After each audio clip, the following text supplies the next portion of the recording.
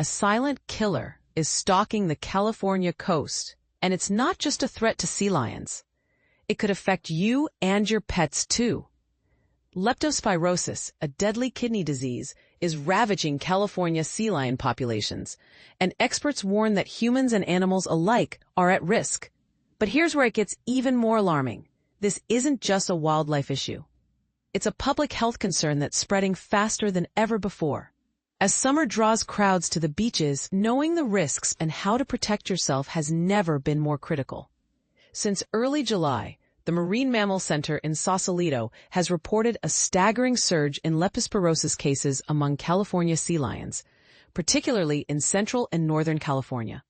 According to Giancarlo Rulli, the center's public relations director, the outbreak has overwhelmed rescue efforts, with over 200 sea lions showing symptoms, 150 of those just since the start of July. Leptospirosis, caused by a bacterium, leads to kidney failure in marine mammals, especially sea lions, and the mortality rate is shockingly high.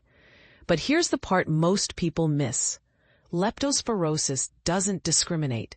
It can infect humans too. The disease spreads through water or soil contaminated by the urine of infected animals.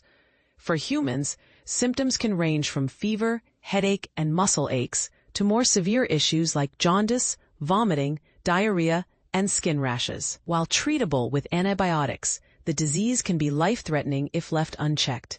And for dogs, it's often fatal, making beach visits particularly risky for pet owners. Experts urge caution. Keep dogs leashed near the shoreline, avoid approaching marine mammals, and check with your vet about a leptospirosis vaccine for your pet.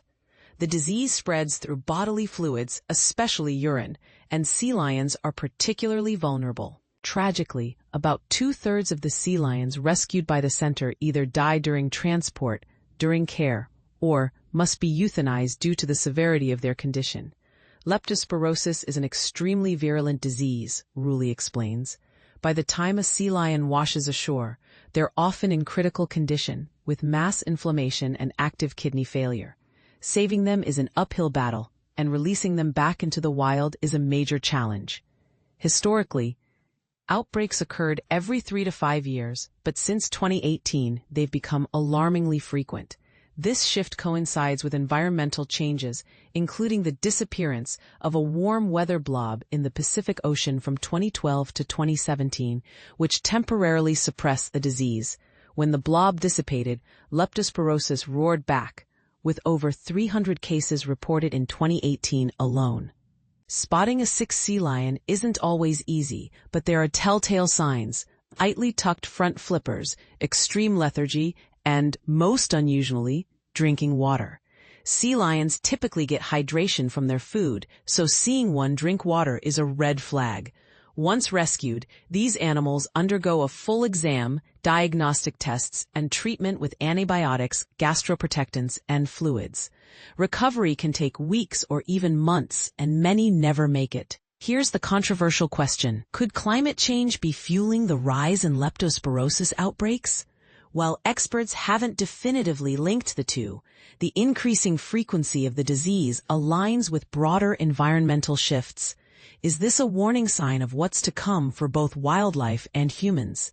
Share your thoughts in the comments. This is a conversation we can't afford to ignore.